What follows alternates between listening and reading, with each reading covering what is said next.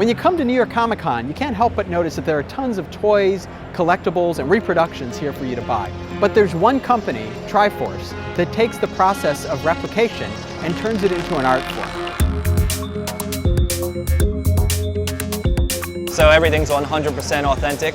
We don't traditionally refer to them as toys or collectibles. We see them as bringing video game art to life.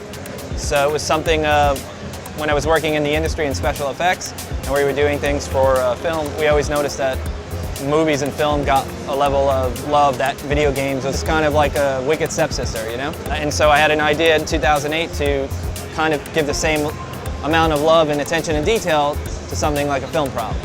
Their attention to detail manages to pull into the real world the things that you usually would be messing around with in a video game. It has heft, it has substance, feels very real.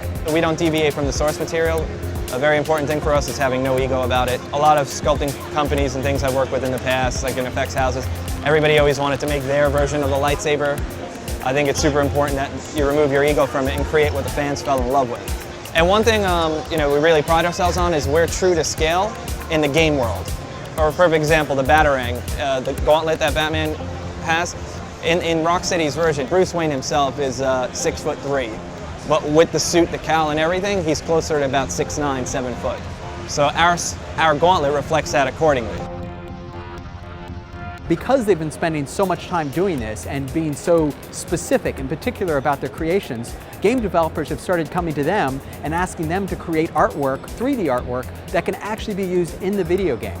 We were working closely with devs and catching certain things that devs wouldn't realize on their own character models, and it kind of started from there and it evolved, and eventually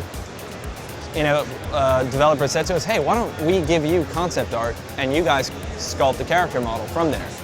And then we took a shot at it and it seemed to have great success. Everyone seemed to love it. So we're working on a lot of cool 2014 and 2015 titles right now, a lot of high polys. What's really inspiring is that there's somebody out there who has looked at video games, loved it, saw the art in video games, and decided to bring that into the real world.